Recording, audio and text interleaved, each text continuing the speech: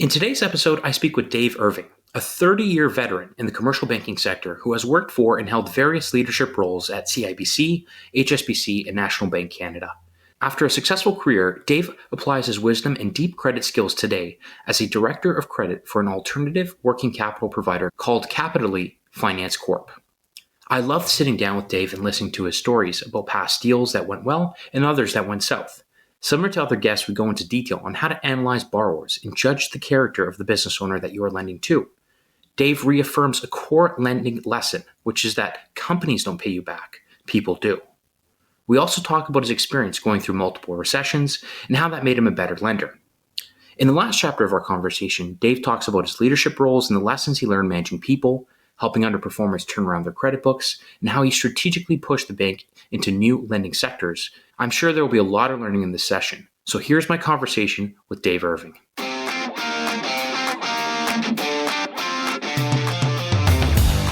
Welcome to the Inside Commercial Banking Podcast. This podcast is for commercial bankers that are in the business of lending money.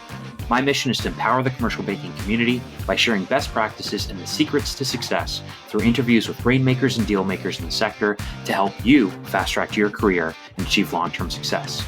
My name is Robert Bazet, and I started my career in the commercial banking sector. Today, I'm a middle market M&A advisor helping Canadian companies sell.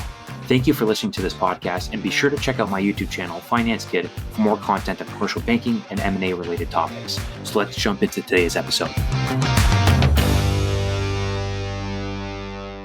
Okay, Dave, thanks for making the time. How are you? Excellent. Thank you. Good to be on your show, Robert.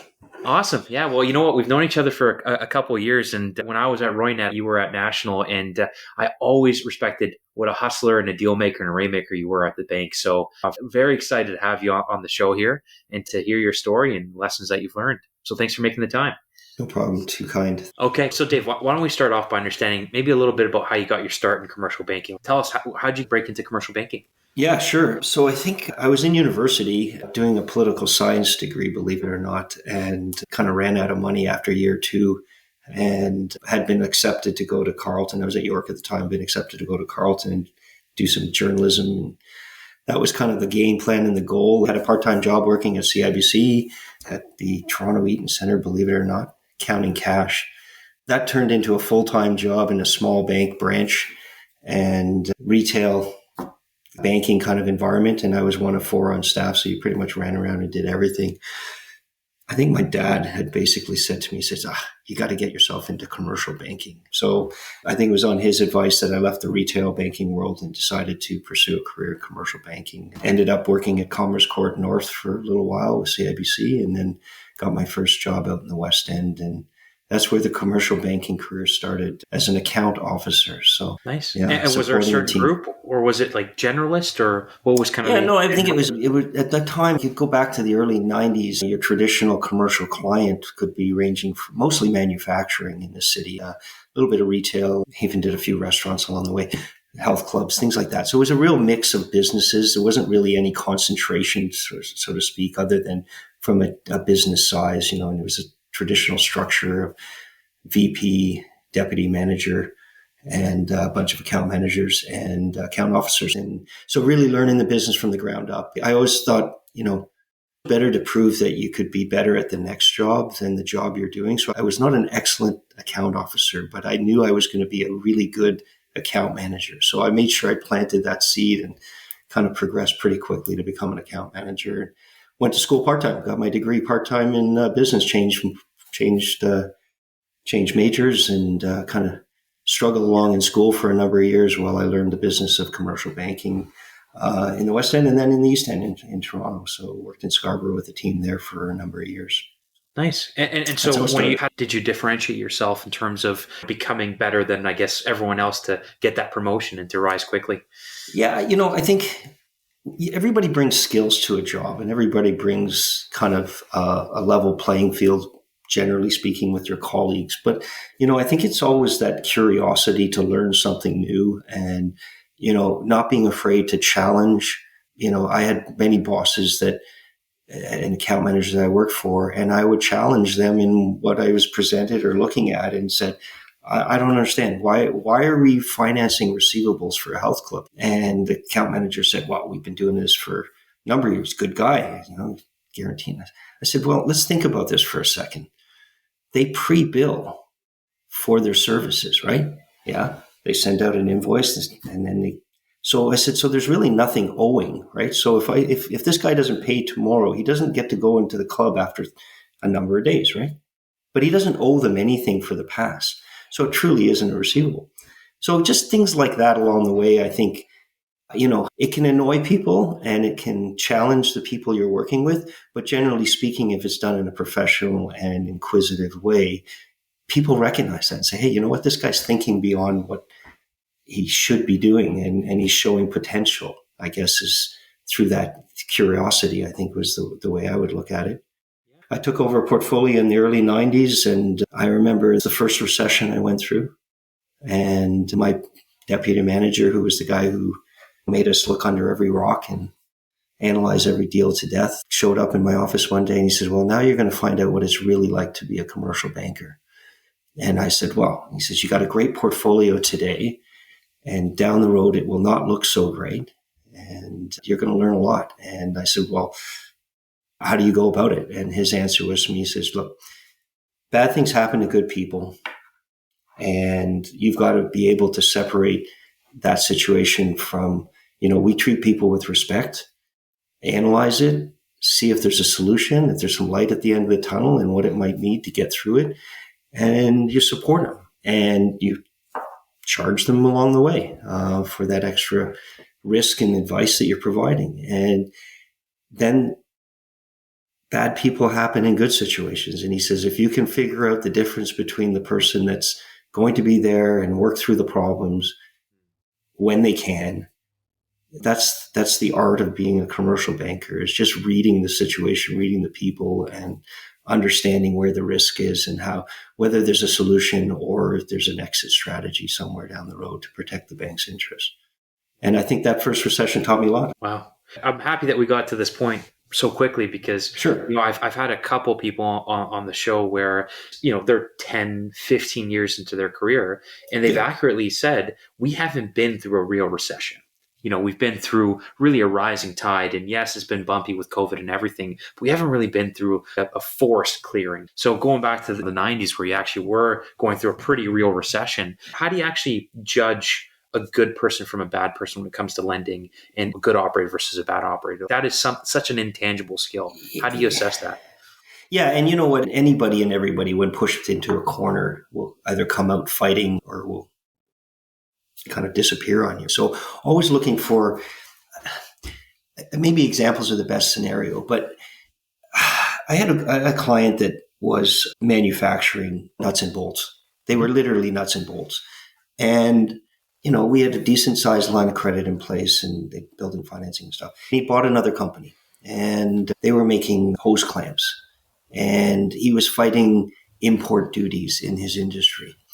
And so all of these distractions over there where his core business was okay, but he was struggling on the other side, and imports were just about to kill him. Like everybody in the large retail space of a Home Depot, et cetera, were looking for a cheaper source of product. And, I kind of looked at it and said, an example would be if I'm building a fence in my backyard, I asked him this question, I'm building a fence in the backyard or a deck. I'm paying a lot for this lumber, and I've got to use a lot of deck screws to get this thing to hold together.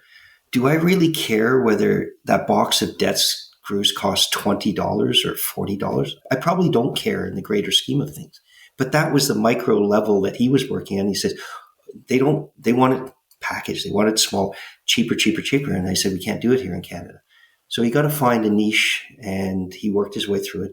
His challenge was, and this is where we got to a problem, he was bleeding money, and we were going to go into a special loan situation. And I said to him, look, you really need to figure out a way to communicate to the bank. You need to hire a really good CFO, somebody who can actually articulate what's happening in the business on a day-to-day basis, can support the cash flow, the forecast, etc., and communicate like hell.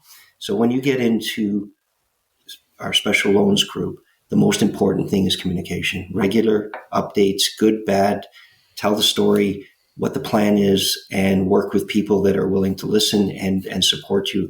If it's a rehab situation, you'll be back in my team in a year or two.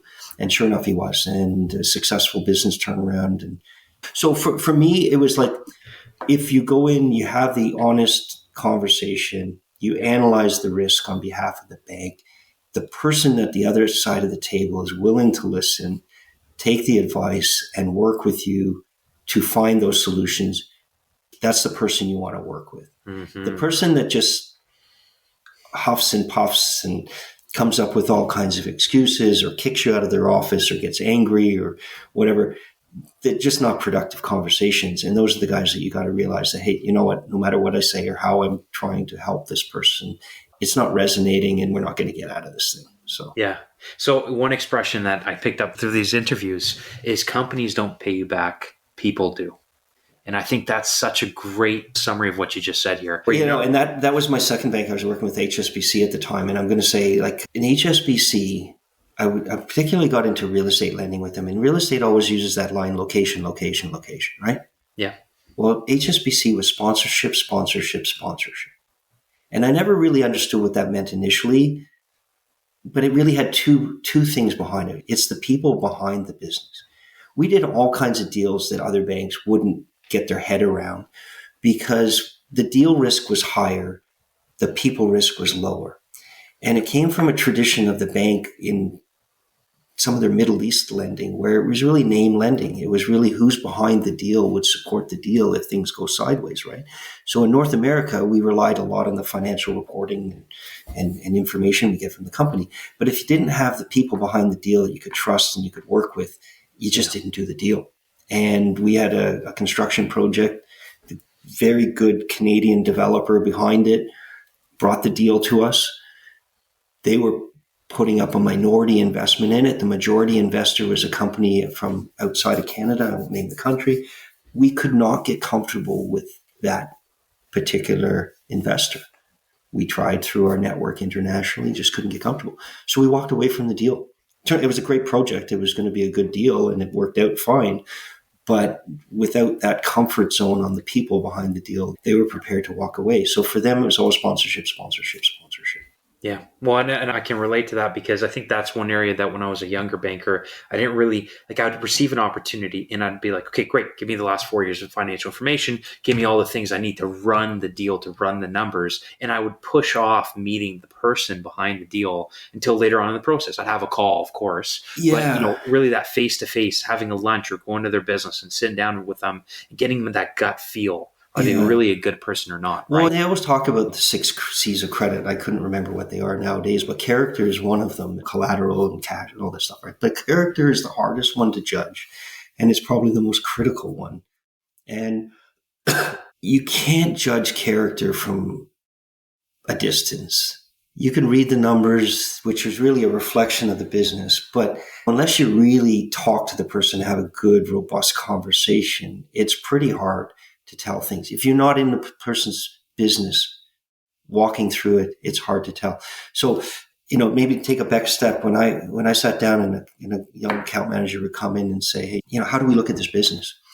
I draw on work we did in the mid-90s at CIBC when we were getting into knowledge-based businesses where there wasn't a lot of collateral. I mean, your best assets went home every night, right? And how do you lend in an industry in which you have limited assets? And I think today's day and age, we don't have the big manufacturing firms or the volume of manufacturers where we can, rely on equipment and, different levels of collateral. So asset lending was sort of originally how we went. Now we have to figure it out how to do it without assets. So the approach I always said is kind of an inverted funnel. You look at the industry first. First and foremost, you look at the industry and you say, what are the risks and what are the opportunities as it relates to this industry? If I can understand the industry from that level, then how is this company set up to take advantage of those opportunities, mitigate those risks? Then you go down a little further and you say, do we have the right 3 things in place? Operating capital, human capital, and financial capital. So focusing on the human capital, do we have the right management team? Can they execute on that strategy? If the owner says, hey, this is our industry, this is why there's a big opportunity, here's how my company's set up to do it, and there's a lack in the management team, You got to go through that. So operational capital, do you have the physical capacity or the intellectual capacity to deliver on it, whatever you need to do that. Then get into the financial capacity, because that's really what the bank's going to deliver at the end, right? And so you look at the numbers and you look at the historical and you look at the projections and you look at kind of the sustainability of the business and sustainability of cash flow. So now we're getting down to the point where it's okay, this is a good business, and this is a good business that would be supportive if I was to put my own money in like an investor. I'm happy with this level of risk. I'm happy with the way the business has been set up to do it. Oh yeah, I'm a bank. I'm a low risk lender. We charge, very small spreads. We can't afford to make mistakes. Yeah. I'm obviously talking from the bank's perspective. Yeah. So we need collateral to support it. So where's the collateral? Figure it out, because if this thing goes wrong, the bank doesn't want to lose any money. So there's got to be something to fall back on. And that's your collateral and that's your guarantees and all the other stuff. So that's at the end of the funnel. That protects you in the case of the worst case scenario if things go wrong. But too often I'd walk into a meeting, and this is what would happen. Like you said, walk into the meeting, sit down, an advisor or somebody's there to present, owners there, etc. And they'll push the financial statements across your desk, and they'll push the spreadsheets across your desk, and they'll provide you all the information. And people will look at the balance sheet and say, okay, there's enough collateral here to support a line of this. So what I would typically do at that point, and I would hopefully coach others to do, is if they push that stuff across my desk, I physically would close it. I'd push it aside. I would make a physical note of just pushing it to the side. We'll get there. Now, tell me about your business. Open the conversation with the client and just say to him, look, I'm intrigued to find out how you started your business. How did it get from where it was to where we are today, etc. If we have an opportunity, can we walk through the office, walk through your plant, understand what's happening? And you'll be surprised how many guys, they're very proud of their business. Most entrepreneurs do not get in the business of selling their business. They get into the business because they fell in love with what they do. They believe in it, and they take risks beyond, our capability of understanding as bankers. But they get into it because they love what they do and they love to talk about it. Get into that conversation, and then you lead questions and you just start asking things about it. Okay, so help me understand why you need a physical plant or a warehouse space to support your net. Tell me how you grow your business. Is it through client acquisition? Is it through corporate acquisition? Find out as much as you can about the business. Absorb as much as you can. And what do you look for when you walk through a plant? Like, is there something that you zero in on, or are there any common questions that you'd hit them with? So traditionally bankers will tell you, okay, you got to go out and check the inventory, right? Check and see that there's not dust and dirt on the tops of the boxes, that it's actually turning over. And honest to God, you can walk into plants and see that 80% of the business is coming from 10% of their inventory. But how do you judge character? One of the things I look for, a couple of things I would look for. How do people react in the business to the owner as he's walking through the business, or the president or the owner? Like, is there a familiarity? I walked through where a president knows everybody by name. They check in on them. There's a human element and support. And that builds loyalty from within the company. It also tells me that there's somebody who's willing to spend the time in his business on his people. So I look for a lot of that interaction between staff and owner. If there's fear, trepidation, the suits are walking through kind of thing, there's a different management style. And you get a sense by walking through. Bottom line is, I think you look for things like that. You obviously looking for evidence that the asset coverage is there and your inventory is turnover. I remember walking through, and on the bad side of things, we had a client that I knew something wasn't right. Things were getting tight. Things were happening on the numbers, and behaviors were unusual. And I'd said to the account manager, we have to go visit them, and don't call ahead. We'll just pop in, tell them we're in the area, give them 10 minutes notice, and we'll pop in and say hello. And walk in. They come in the very front lobby of his place was this very large fish tank. This is the story that people tell me, Dave, the fish tank guy.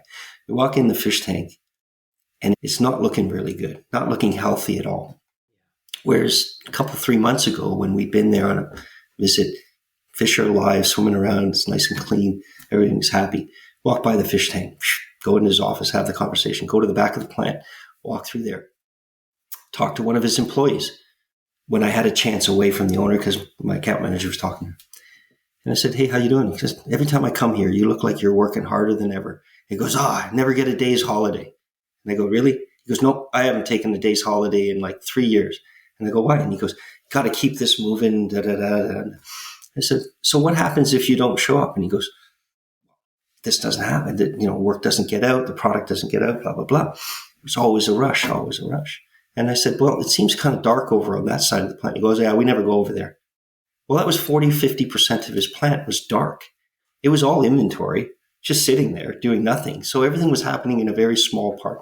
Walk out of it, go back to the meeting, debrief with the account manager. I said, the guy's having serious cash flow problems. Yeah. And she goes, well, how would you know? Like, what gives you the indication? You haven't even looked at his numbers. And I said, well, did you notice the fish tank? And she goes, what? The fish tank is. I go, well, that's a symbol of pride, and that's a symbol of who lets their fish tank get covered in algae? Because the guy who can't pay the guy who cleans the fish tank has a cash flow problem. Because it's symbolic of importance because it's there. And if it's not being treated properly and being, clean, he's obviously not able to pay the guy who cleans his fish tank. So I think he's got cash flow problems. So for years after that, people go, just look for the fish tank. If there's algae in it. Dave says, look and see if there's algae in the fish tank. No, but, these are these things that you can't see from your desk and you don't see from the numbers as quickly as you think. And I think today people are kind of afraid to get out of their seat and go visit a client. I don't know whether it's pandemic oriented, whether it's generational. Maybe it was the training we got at CIBC way back in the day of relationship banking, but get out, see your client, talk to them, understand their business, and you'll be a better banker for it because you'll understand risk better. And you'll also see those signs that are showing things are going well or things are not going so well. And so, as you kind of climb the ranks, one of the big inflection points in a young banker's career is when you graduate from managing a portfolio to actually going out and developing business. So maybe just talk a little bit about that transition for you. I know, especially younger bankers of the whole imposter syndrome and how do I, sit in front of someone that's twice or three times my age and try to develop business with that person? Yeah, no, going through a recession teaches you a lot because, and I'll pull on a book called Difficult Conversations. Never be afraid to ask questions. I think that's, show curiosity in the business, show curiosity in people, and you'll move ahead. I don't know that there should be I don't know if there's a real transition point. I think if you're an account manager and you're even an analyst or working for a business development manager, I think you're either really like developing business and developing relationships with people or you don't. I think you got to find that. So here's my advice. It's like, even if you're an analyst or you're an account manager responsible for a portfolio, you're not going to become a leader of a team down the road unless you're doing business development. So, think of it this way. My day job is taking care of my portfolio. My night school is getting new deals. So, show up at events, do networking. Networking will be your golden ticket down the road. Your account manager is going out for lunch with an accountant or say, I'd love to attend. I know you guys are going for lunch. Would it be possible for me to come along? And maybe ask the accountant to bring along his analyst. I remember one guy saying to me, this is the accountant in your neighborhood you need. I was new into the area. This is the accountant, blah, blah, blah. He and I worked on deals together over the years and blah, blah, blah. And I said, okay. So I meet. And why would I want to meet the guy who's already sent us all his good deals? Right? Who's the next guy? Right? Yeah. So ask, who's the rainmaker? Who's the guy in your firm that next generation of business development guys within your network of accountants, lawyers, etc. Look for them and try to build your own network and get to know from an operation standpoint within companies who's the operational team, because people don't stay there forever. Who's the finance guy? I remember there was one guy who was a VP finance in a company that was struggling. injection molding business, tool and die maker, got into injection molding, got into trouble, blah, blah, blah. I was working with this VP finance as the account manager. And eventually he moved on to another job. And guess who he calls? Hey, I'm dealing with this company. We import, seafood, blah, blah, blah. You really helped me out on that other one, challenged me. I'd love you to come in and meet these guys and talk about it. So always keeping in touch. One of my best referral sources was a food scientist who worked within a company. We helped them build out a plant, did the financing for him, for the owner.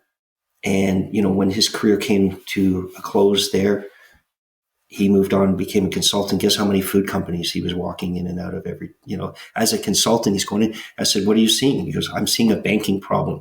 Excellent call, Dave. For me, it's always about networking, and it doesn't matter. It doesn't start when you become a leader. You have to build that into your DNA early and talk to people. Don't be afraid to talk to people, because that's the fun part of the job, right? Teaching for, the young account managers that were in my team is like, managing a portfolio can be pretty dull.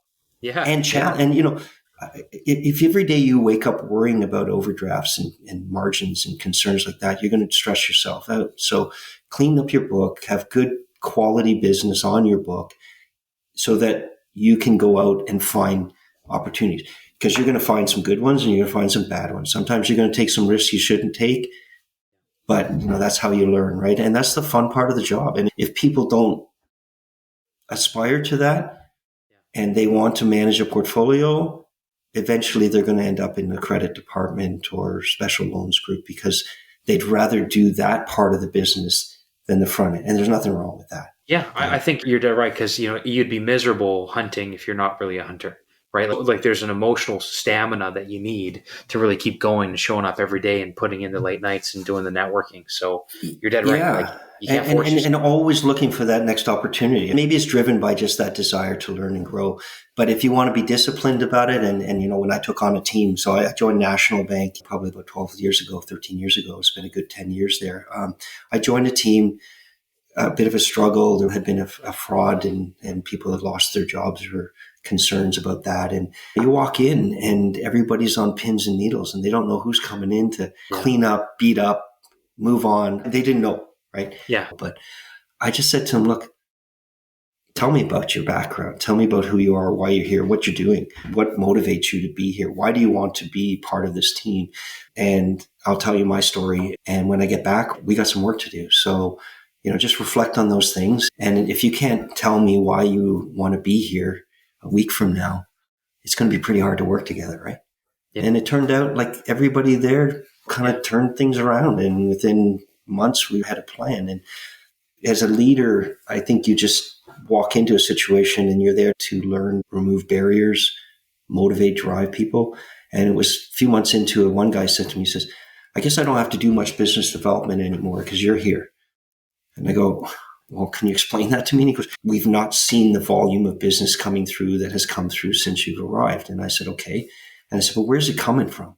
And, when we analyzed it, it wasn't just me. There were two other guys in the team who, hey, all they needed was that encouragement to get up and get going. Yeah. And he was struggling because he had a big, challenging book of business. And he goes, I want to be able to do that business development too. I said, okay, well, then let's get your book cleaned up. Let's manage it and see if we can find the time for you to do what you think you want to do. And sure enough, that's what happened. So let's talk about that. Because say, for example, you're in a slump or you have a bad book and you're not really running at the pace that you want to be running. How do you move from being a B player to an A player? Like, what advice do you have if you're coaching someone to transition them into an A player, or what does that mean, clean up a book? So a good example, we had, when I was national, we had a couple offices and we took over a downtown office and there was a guy who was managing it and struggling. And we looked at his book carefully. And it goes back to a lesson I learned from somebody when I was HSBC and took over a book in North Toronto. And she said, go to the manager's phone and look at the 10 numbers that are listed in his speed dial. And you'll find out that the majority of them are the problem ones because you're always on the phone with them. You're always dealing with it. And it wasn't just the clients. It was the networker. Most of my problem accounts in my book came from the same source. Great that I've got a good business development networking guy who's sending me business, but he's sending me problems. Why are they problems? Why are they late on reporting? Why am I behind on my expiries? Why can't I get my book in order? It's generally because the client isn't giving you the information that they need. Guess what? That same COI is in there providing advice and support because the client is so messed up. They get paid to manage that. And they're not there to make the banker happy. They're there to make the client happy, right? So at that point, and this was an example I've seen a few times, where you got to fire the COI, or you've got to say, these are not the clients I need. So I've got to wind myself down through that, and I've got to develop a new network and source of business. And because it's time consuming. And even if it's a rehab or a challenging file that's eating up your time, should it be in the special loans group or should I be managing it? If it's a rehab situation and you have a good special loans group that understand and know that there is a problem here, but it's a solvable problem, move it off your desk, give it to the people who can fix it so that you can focus on the development side of the business development. Now you've got a gap. Now you say, okay, my book's shrunk. I'm no longer got that protection of big book or whatever. I got to go get some new deals. So start with the industry first, and then get to know and understand the industry, who the players are, attend some trade shows, events, start to get known as a person who's interested in that industry. So a good example, we looked at our book at National Bank, and we had a fair amount of food. The bank was very good at first level financing of farms and dairy farmers and that kind of thing. It was that next level of processors and manufacturers that really represented an opportunity for us on the commercial banking side. A lower risk industry because it's food, right? Banks love it, equipment manufacturing, all that stuff. But if you focused on it and said, who are the accountants and lawyers and people that play in that industry? Who are the equipment suppliers? What are the drivers of that industry? Where do I need to be? How do I differentiate myself in that industry from a manufacturing, distribution, retail? Can we build a good book of business in there? And we did. So taking that same account manager who cleansed his book a bit, we're in food and beverage and spent some time there. And then we thought, wait a sec, we got all this food, but we don't have any beverage. Where did the beverage come into this thing, right? So at the time, the industry as it related to craft brewery was growing. And it was opening up because LCBO was going to open it up and you no longer had to sell from your premises. So I said, there's a beverage industry that we really should get to know and understand. Show up to the Craft Breweries Association trade shows. We thought we'd finance businesses that had been in business for a while and were ready to expand and grow and needed equipment. Our first deal was an M&A transaction. A couple of young guys who are acquiring an existing brewer in the West End. Yeah. The second one was a project finance startup contract brewer where they would brew for everybody else. There was a loophole in the licensing that allowed them to build a bigger plant but focused on certain capacity would allow you tax advantages. So walked in there with the same account manager to the accounting firm. And I said, well, who's the owner? It's like, we got to get to know him and understand. So I asked the very question, why? You've got a successful business over here. You're generating a lot of cash flow. He goes, because I'm a 1/3 owner. I'm bored and I could build this plant with my own money, but everybody says I should use some leverage. I said, okay, there's a good start. So why are you getting into this business? I don't know. It looks like a lot of fun. And I've never built something from scratch. And so we got involved and we walked out and my account manager says, we don't do project financing. I said, no, we haven't. We should and we will. Nice. And he goes, what? I said, we haven't, we should, and we will. And I probably said that a dozen times over the course of the next 6 months while we worked this deal through. I think I was turned down by credit 3 times, maybe twice. Maybe we got lucky on the third one. But, it made sense because, but it all came down to contracts. It came down to the client presenting us with the contracts that we would rely on to be our collateral receivables going forward. Yeah. And you're building this big plant. Like I said, he could write a check for the whole amount, but we came in with about 50% financing on it.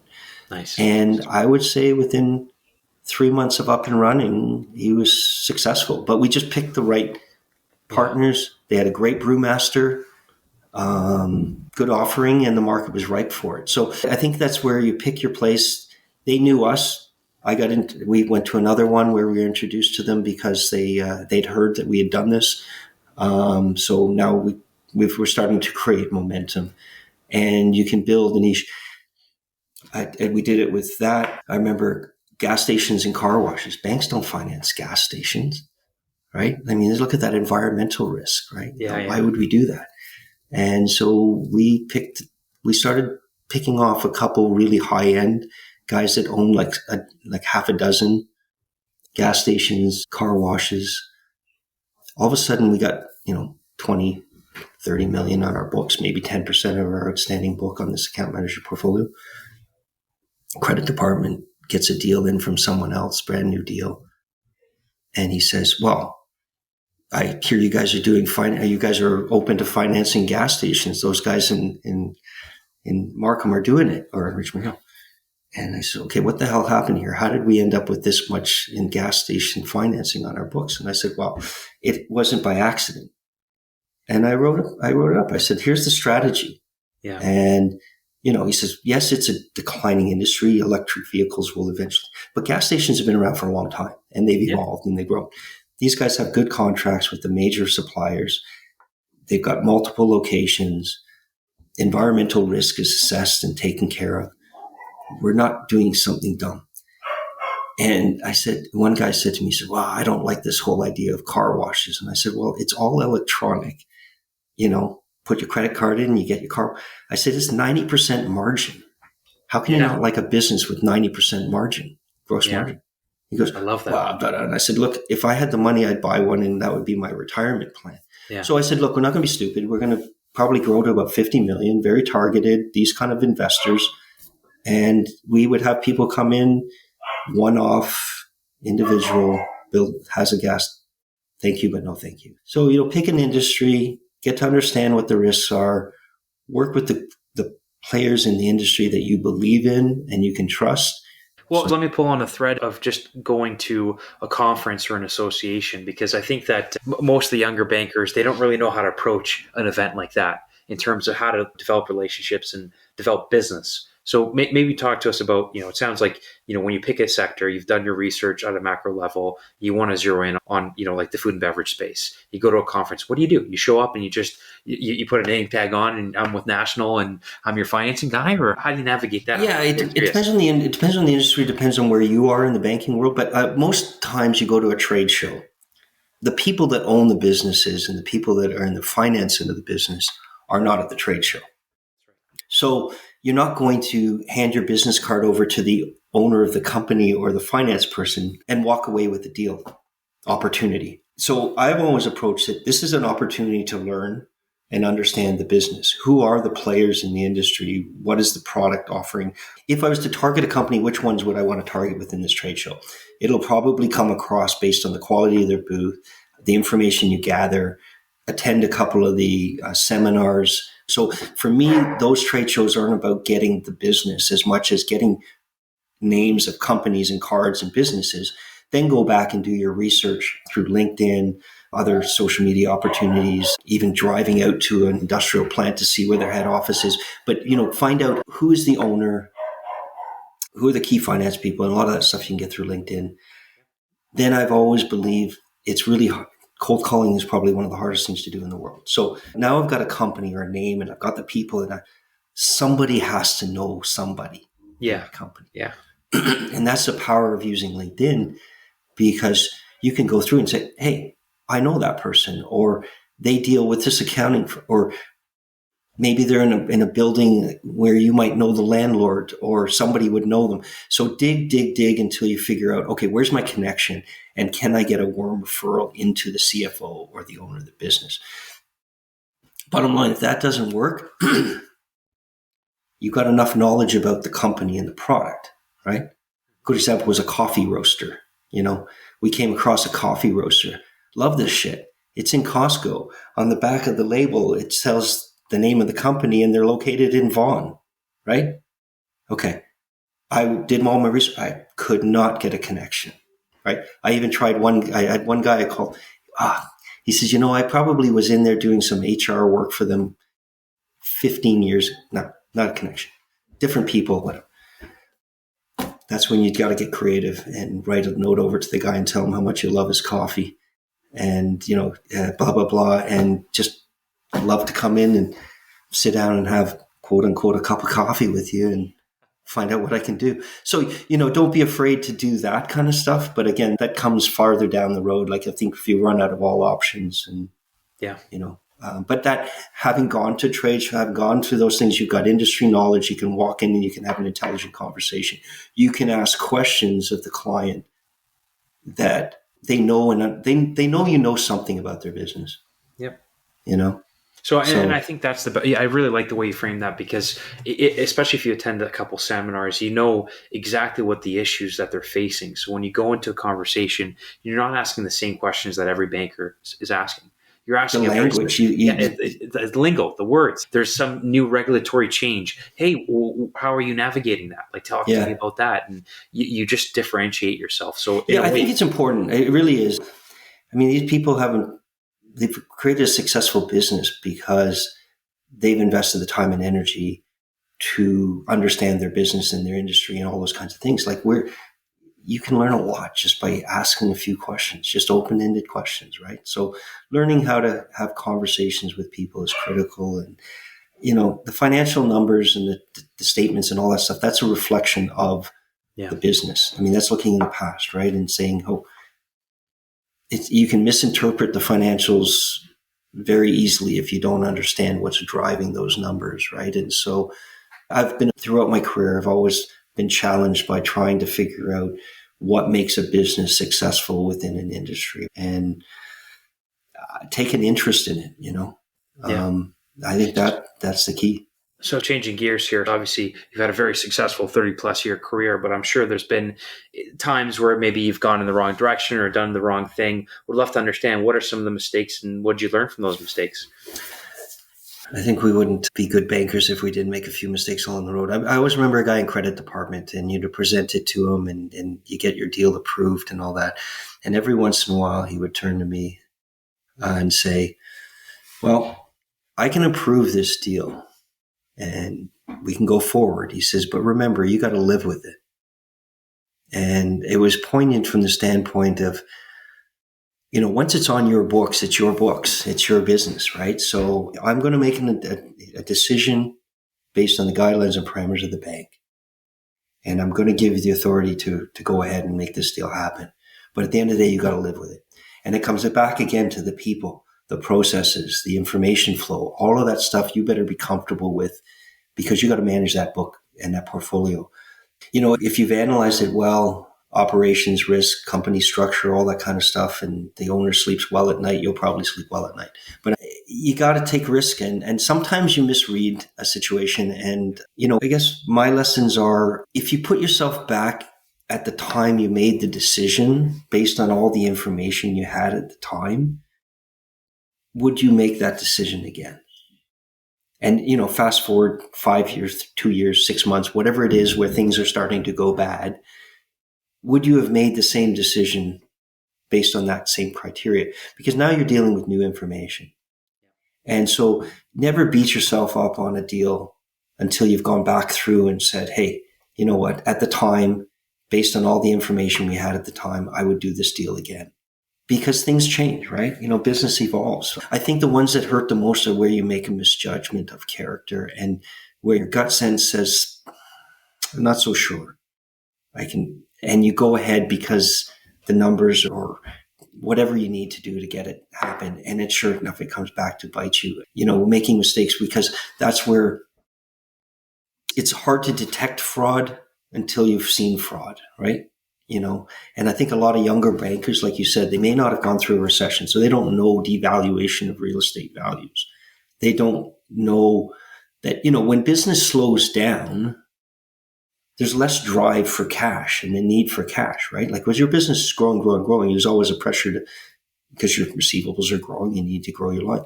There's a time where, if the business slows down and you look at it and say, you know what, they're trending the same way the rest of the industry is going. My lines should be coming down in conjunction with that. Focusing on inventory turnover, all of those, days outstanding, all the critical assessments of, is the business managing its cash flow in the right way? And sometimes you look at it and go, things are just not adding up. There's something missing here. And usually it's, follow the cash, like go through it and figure out where's the cash going. And then you realize, hey, you know what? Yeah, business is going through a tougher time, recessionary, and money's going out the back door. And he's investing in this, or he's got outside pressures, personal debt, personal lifestyle that, continues to be fed by the cash of the business. And so you run into those problems. I've run into those a couple of times. I guess one example where maybe we misread it right from the beginning. So, okay, so I'm in Montreal at a conference. Credit guy comes to me and he says, hey, this deal you guys just sent in, what's it all about? It wasn't a large deal. It was financing a company that was in the marble and quartz import distribution business. And I said, well, we're not doing the real estate financing. BDC is coming in to do the real estate, and we're just doing the operating, blah, blah, blah. And so the credit guy said, have you met this guy? I said, no, I haven't met him. He goes, okay, well, we're not doing this deal until you've actually met this guy. I called the account manager and I said, look, I'm flying in on whatever it was, Thursday afternoon, book a meeting. I'll stop there on my way back home. So we went and met them, sat down. Reasonable looking operation, not a big one, but reasonable looking operation. Sat down with this guy, start asking him about the business and contacts and stuff like that. Now I know why this name sounds familiar. I had been financing hotels for a particular client many years before. And I remember in the transaction, the marble and all this granite countertops had showed up early in the project. And I go, why are we financing the granite countertops for the bathrooms when we haven't even got the exterior walls put up? Found out there was a big size deal. He was helping his friend out, bringing the goods in early, got a discount on it. And I said, okay, as long as they're secured behind, I'm okay. Project goes on. 2 and 2 together. This is the guy who supplied them the granite to the hotel guy. And I go, I think I remember your product going into this level. Oh, you know so-and-so. And I said, yeah, I know him. Oh, yeah. And he's literally on speed dial on this guy's phone. And I said, great. I'll get a character reference, right? Pick up the phone and call this guy and, blah, blah, blah, right? And I didn't do it. I didn't make that phone call to confirm. That kind of passed. Get it on the books. My concern was there wasn't a lot of, old green colored pink marble at the back or granite at the back. It was fresh product, whatever.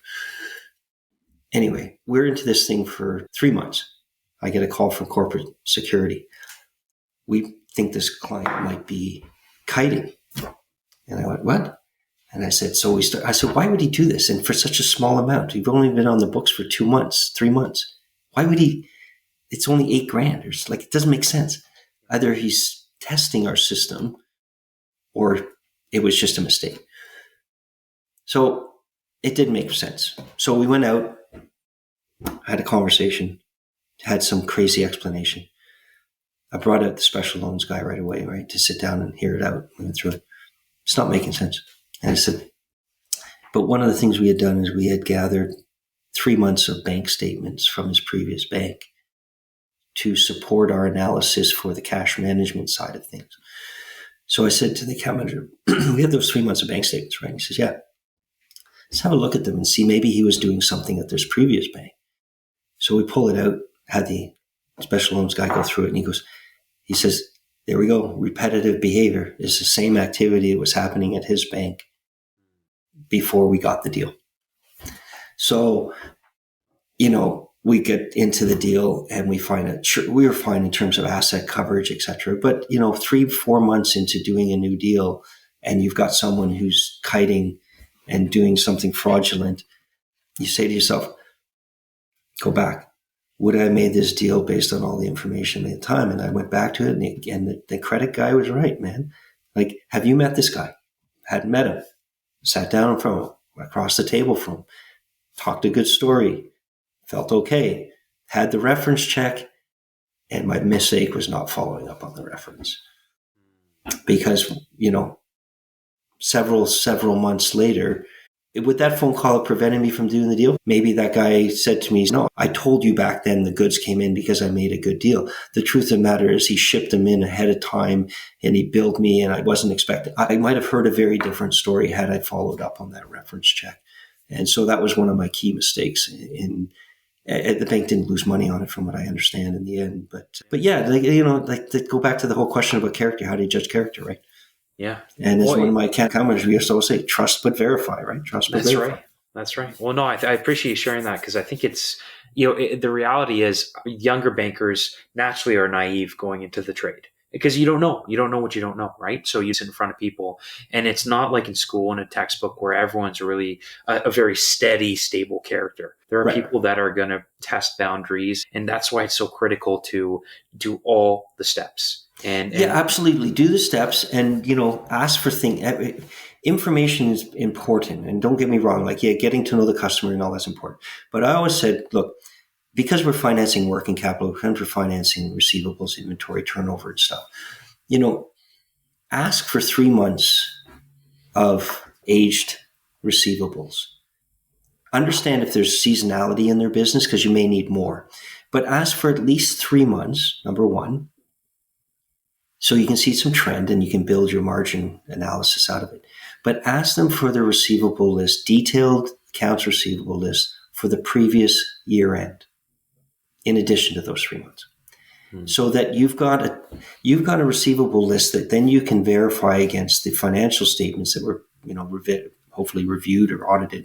So things like that, get the bank statements for 2 to 3 months under the auspices of, we want to provide you with the best cash management solution we can. Mm-hmm. So if we have your volumes and activities, we can build the right cash management solution for you.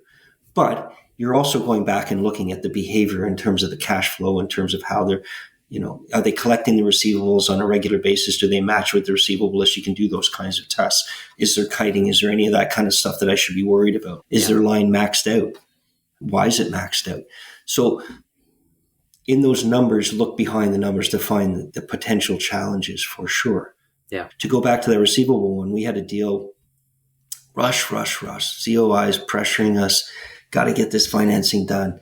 Guy was in the manufacturing of mattresses. One of the requirements, so we actually we got approval. We went from term sheet. We get to the final offer letter. One of the conditions was we needed the year-end financial statements. And we had the account. We didn't have the detailed accounts receivable for that year-end. We had it for different months. Pressure. I said, well, we're not advancing any funds until we get the year-end accountant prepared financial statements. We finally got a draft copy in, and there was a discrepancy. 30% of his receivables were other receivables. Advances to related companies, this and that, which we wouldn't have known because even in the receivable list, they were numbered companies and various things. So they weren't true receivables. We would never get to the level of margining that we needed to get to because we wouldn't have been able to value them. And you wouldn't have known that unless you got the audited financials. So just being disciplined and making sure you have the right information, and then don't let the money out the door until they've met all their criteria. If they say they're going to deliver something to you, don't give them the money unless it's been delivered. Because if they're holding something back, it could be critical. Well said. I mean, it's so funny because as you're saying these things, I'm just thinking back to my young banker days, and I'm actually more lucky than I realized because there are times where it's just like you skip steps or you're in a rush to prove up to other people that you can bring in business quicker than the next guy. And it's just like you're comparing yourself against your idea of who you are as a deal maker, and I'm going to knock it out of this park this year, and so you're pushing, you're constantly looking from deal to deal to deal. You're in a hurry to succeed. Even in that case, we'd opened up bank accounts and we'd set up his cash. We were ready to go. He'd even changed his EFT payments from one of his clients to go directly to our bank. So we literally had to reverse that out and send it to the other bank. So be aware of people that are in too much of a hurry. It goes back to an old book I used to read called The Art of Negotiations or something. You can sell anything. And the guy said, look, if you really want to get a bank loan, go to the banker dressed like you don't need a loan. Right? I mean, if you don't look like you need the money, he's more apt to give you the money. Yeah. Right. Fair enough. So, okay, good. So changing gears, one of the last chapters I want to talk about in our sure. conversation is leadership. You've held multiple senior leader roles, managing teams. I would really love to go back to that first leadership role for you when you moved from a player to a coach. What was that experience like? And what were some of the lessons you learned really kind of moving from it's about me, it's about my budget, it's about me delivering to no, we are a team and we have to deliver? Because that's a bit of a learning gap there, right? Yeah, and it takes a certain individual. If you look at what makes a good team, you have to have a variety of players on your team to make it successful, right? I've worked in self-managed teams where we were all supposedly the same decision makers, and it was very difficult to make good decisions and consensus decisions. I particularly like working with smaller teams of somewhere between 10 to 20 at the most. I always thought as a leader within the bank, okay, I don't set the vision for the bank. I don't set the big goals, and I don't set, kind of the numbers. They come down to you. You're kind of a middle management type leader until you get to the executive level. My job is to deliver in market. Mm-hmm. My job is also to make sure that the team that I'm working with understands kind of what the drivers are, what the bank is looking for, what are the key metrics that we're trying to hit, but then customize it and make it work within our team. And I was fortunate enough to work in a couple of banks where there was an entrepreneurial spirit, and the group that, as a team lead in National Bank in particular and HSBC, they gave us a lot of latitude to build your own book. And so, be willing to take some risks and work with people, challenging people every day, knowing where they're coming from in terms of their experience helps, expanding their growth to try new things. We have people that, came with a real estate background who they could put together a real estate deal inside a few minutes on a long-term deal, but they didn't know anything about construction financing. So, they thought they were real estate experts, but until you actually do a project from ground up, it's pretty hard to do it. So if you get an opportunity, give them that opportunity to work with them and teach them along the way. And so, be there, be supportive, making sure that when people go beyond and make a mistake, that you work with them, you figure it out together, right? And you're all in this together. I think one of the challenges of leading a team like that is, like, for me anyways, my biggest goal was to make sure everybody hit their targets. I wanted, I didn't need someone to come in at 200% of their targets and somebody come in at 30% of their targets. You as a team lead, you want everybody to be successful in your team. So you create that environment of success where if there's a lone wolf guy who just wants to drive it and he's not part of the team, how is his behaviors impacting the team overall? And it can be very negative because you get concerns of, well, that guy's hitting all his numbers and I'm not going to get my bonus. Well, as a team lead, you want to have people that are willing to support, work with it. And you say to the guy, look, hey, you're way ahead on your numbers this year. This is great. Fantastic. We're going to take care of you. You're going to get your number. I said, we got a problem over here. And this guy we need to get him, up to the numbers, get him going. So what's happening? What are you finding successful? I'm not taking away from what you're doing. I just want you to work with him to help him hit his numbers. I'm not stealing your deals, because at the end of the day, we as a team have to hit our numbers collectively in order for you to benefit and get the maximum bonus you can get. It doesn't help if you're at 200% of plan and the team is at 90% of the plan. Yeah. Because the pool is going to be smaller. Yeah, fair enough. So I think that's, as a team lead, you have to read the room, you have to balance it, and you have to, as somebody said to me, very few team leaders can get a, whatever rating system, top rating system, because your goal is to make sure everybody else gets there, right? So, and in your team, you're going to have the people that hit the top numbers, you're going to have the people that are average, and you're going to have the people that are slightly below, right? So you got to kind of bring everybody up to at least hit their numbers, and then some, and you'll as a team, you'll hit your numbers. Okay, perfect. Well, listen, Dave, this has been fantastic. The last question that I ask everyone is, what's really your favorite deal that you've really done over these last 30 years? I know we've already talked about quite a few, more bad than good, but what's the one that you're most proud of that's really cool and exciting to talk about? Yeah, we talked a bit about that project on the brewery side. That was a lot of fun, but I think I will go back a little further. We had a great client at HSBC. They're a public company now called Spin Master Toys. A lot of people know their story and they know the background of that group. When I first arrived and took over the business in Markham, they were a client. They were struggling to get financing from the bank. It was very seasonal business, as you can imagine, right? And so the CFO, the controller came in, we sat down and I said, look, lay out your budgets. Let's have a look at this thing, try to figure out how do we make this work. And we did. And we started to grow and we started to provide them higher lines of credit. And we were growing the business. It was all working capital. Everybody's having fun. We're doing a good job. A few years passed down the road, they wanted an acquisition line. Now, at this point, we had set up a 365-day revolving credit facility, and there was, more sophisticated language would have come into that. Things like they were allowed to make acquisitions up to a couple million without, bank's prior consent. But that's not the size of acquisitions they wanted to do. They wanted to do bigger ones. And I talked to my VP. Yeah, we don't do acquisition lines. They say, go back to that again. Yeah. So I phoned them and I said, guys, I want you to sit down with us one day. And I want you to outline exactly how you go through an acquisition process. You target the client, the due diligence you do, the capital you're going to put into it, the return on that investment. Walk me through the acquisition. Pick an acquisition that fits into that number that you're looking for. So I can make it up somewhere between 5 and 15 million. Okay. And they said, okay, we can do that. I said, I want your team to describe it to my team. I brought in my vice president.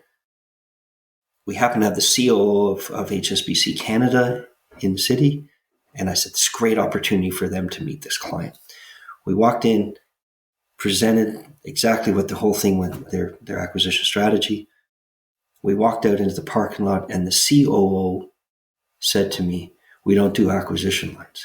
And I said, well, we should, and we will. And I said, we will provide them with an acquisition financing line that gives them all the parameters for a successful deal with the right to say yes or no.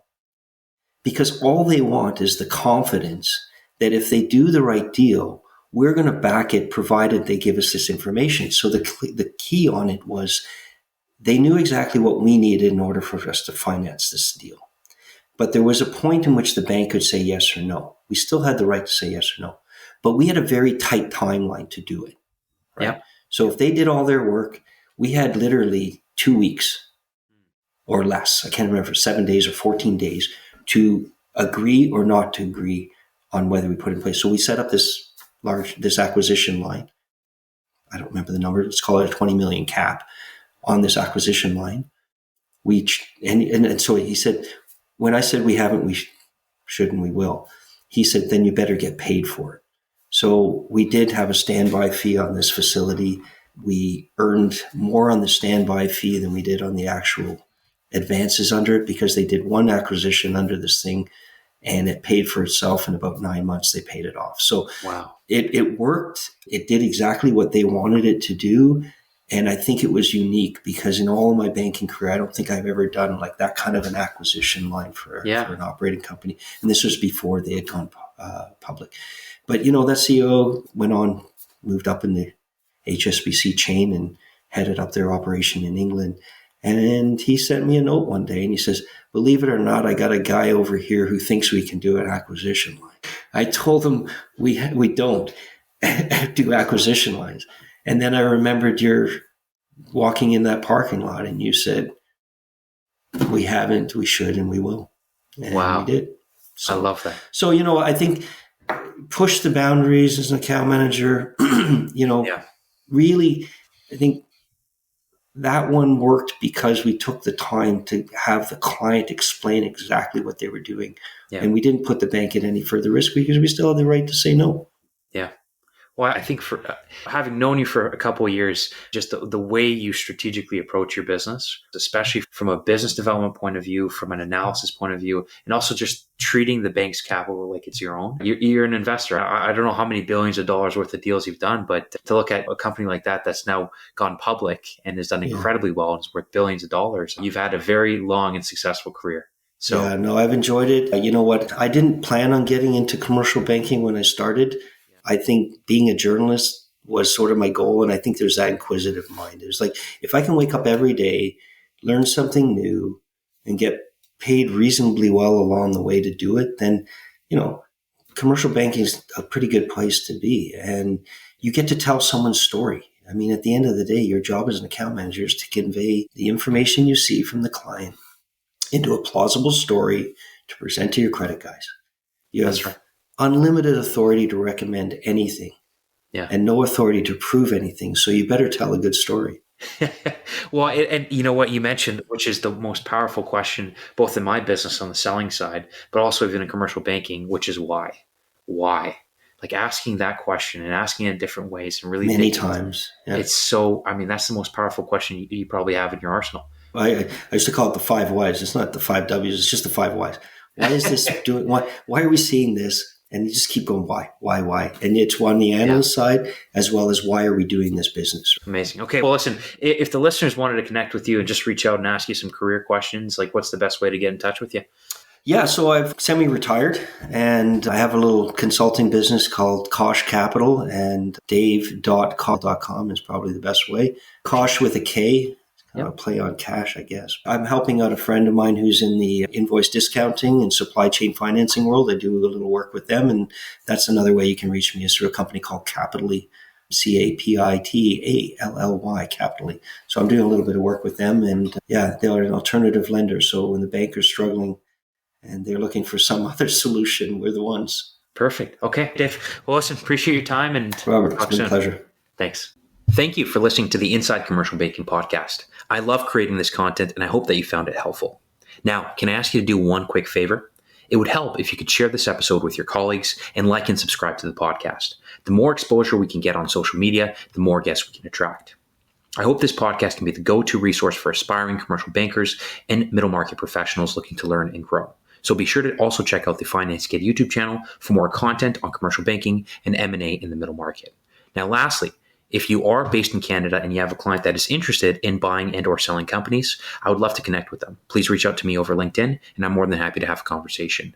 Thank you for listening to the podcast, and have a wonderful day.